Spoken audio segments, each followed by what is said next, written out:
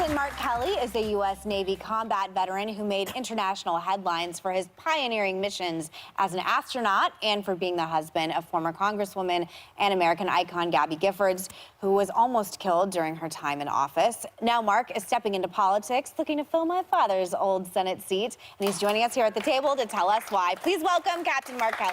Woo! Thank you. Great to be here, Megan. Yes, we actually talked on the phone and you told me when you were announcing you were running for Senate, and I thought it was so classy and completely unneeded, but I really appreciate the gesture. But I think a lot of people know your wife as well, because she's obviously a famous congresswoman from Arizona. Why did you decide to jump into politics and follow in her footsteps? Well, first, let me say, you know, like your dad, I flew off of an aircraft carrier as well, and as a young pilot, I really looked up to him. Thank a you. lot.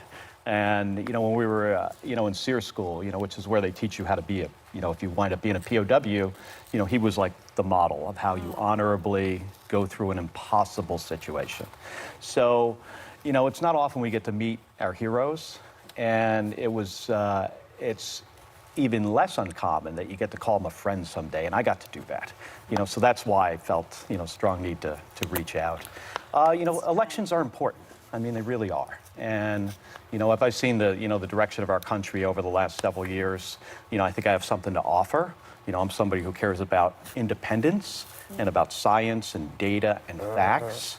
And, I don't always see that from Washington, D.C. And we have some serious issues that we're facing in the state of Arizona.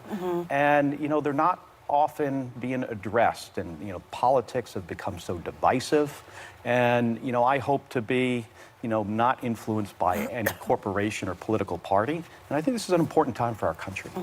Captain, your family's been through a lot. How's Gabby doing? Gabby's doing great. She obviously has been through a lot. I mean, she nearly died that day and had to fight back, just to survive and through rehab. She's in a great mood. She does a lot of things. She rides her bike. Every year she does this bike ride called the Tour de Tucson. And she'll do either 25 or 40 miles. She has to prepare for it ahead of time. She's going to a new gym, and she works really hard. And just to remind people, she was shot at a political event. You're stepping now into her line of work, and as you see on the show every day, the times are tense politically. Does it give you pause to step into that line of work after what she's been through? Yeah, sure. I mean, you always got to evaluate the risk and the reward. And it's not the reward for me personally. It's like, what does this mean to the country? Can I make a difference?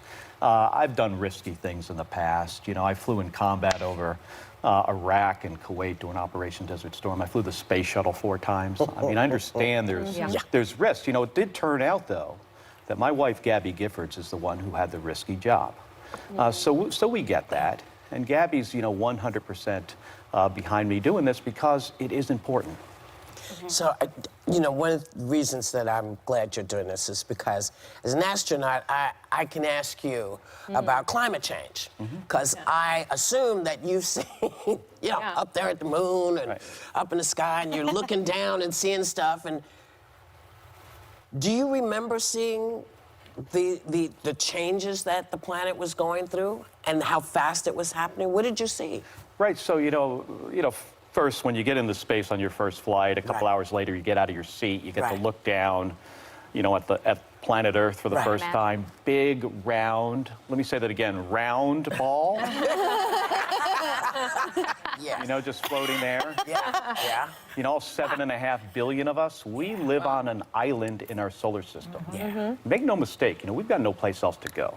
And between my first flight and my 4th one, it was a decade, a sliver in time. And I saw some changes in this planet, specifically with like deforestation, especially over the Amazon, but other rainforests. And that's a lot of carbon that comes up into, that's been released into our atmosphere, and it's going to heat up the planet. We've got to figure out a way to get from fossil fuels to more renewable energy. And I think we've got a decade or so to figure this out, but we can't continue to wait. Wow, so 10 years.